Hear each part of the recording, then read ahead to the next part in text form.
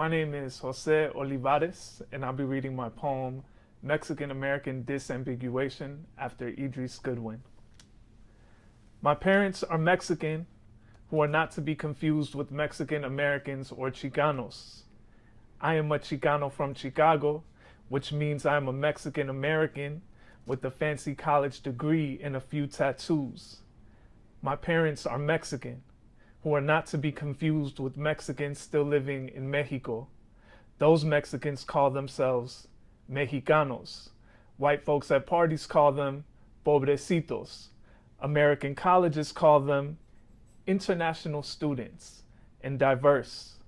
My mom was white in Mexico, and my dad was mestizo, and after they crossed the border, they became diverse and minorities and ethnic and exotic. But my parents call themselves Mexicanos, who again should not be confused for Mexicanos living in Mexico. Those Mexicanos might call my family gringos, which is the word my family calls white folks. And white folks call my parents interracial. Colleges say, put them on a brochure. My parents say, ¿Qué significa esa palabra? I point out that all the men in my family marry lighter-skinned women. That's the Chicano in me, which means it's the fancy college degrees in me, which is also diverse of me. Everything in me is diverse, even when I eat American foods like hamburgers, which, to clarify, are American when a white person eats them and diverse when my family eats them. So much of America can be understood like this. My parents were undocumented when they came to this country. And by undocumented, I mean sin papeles. And by sin papeles, I mean royally fucked, which should not be confused with the American dream, though the two are cousins. Colleges are not looking for undocumented diversity. My dad became a citizen, which should not be confused with keys to the house. We were safe from deportation, which should not be confused with walking the plank, though the two are cousins. I call that sociology, but that's just a Chicano in me who should not be confused with the diversity in me, or the Mexicano in me, who is constantly fighting with the upwardly mobile in me, who is good friends with the Mexican American in me, who the colleges love, but only on brochures, who the government calls non-white Hispanic or white Hispanic, who my parents call mijo, even when I don't come home so much. I wrote this poem because I had read Idris Goodwin's poem, which is from his first book, and it's a poem that he calls Preface. And in that poem, he's writing about, his identity as a Black American poet, and specifically trying to disentangle all of the various different Blacknesses that there are. And so when I read his poem, it got me thinking about my own relationship to identity, and how, even though in general we consider identity as pretty,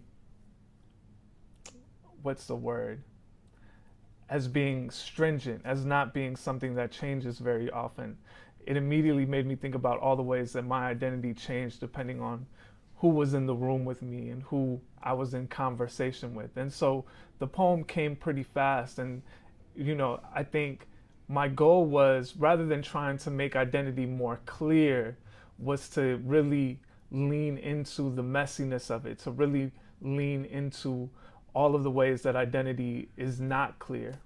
In writing the poem and in thinking about identity, it became clear that my parents and I, though we are, though they literally gave birth to me, though we're related in the most intimate ways, understand ourselves as Mexicans differently. To them, to be Mexican means,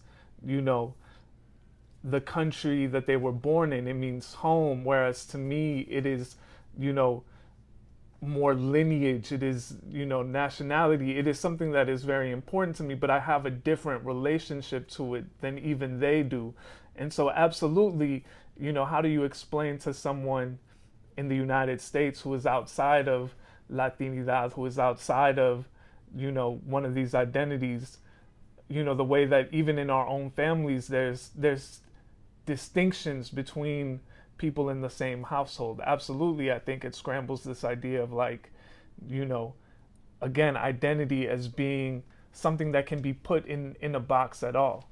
One of the things that I think about a lot is how when I started to go to college and pursue my various professional goals, the whole point of it was to become closer to my family, to make my family proud. And the what it required of me was to leave more often, to be gone more, to have a distance from my family in some ways. Because, and this is something that I think about a lot, my family lives in Calumet City, Illinois, which is a working class suburb of Chicago.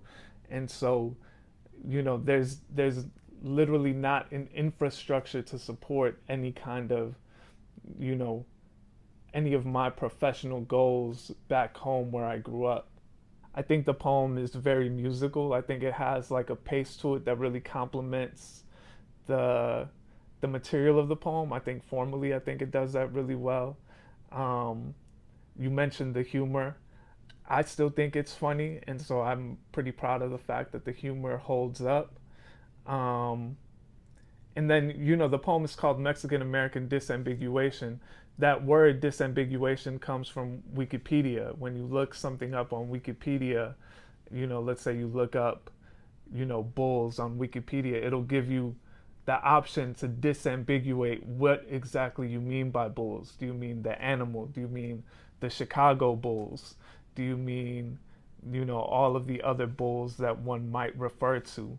And so I'm proud of the fact that the poem leans into its kind of digital age and really, again, leans into not into the mess that kind of all of these entanglements make.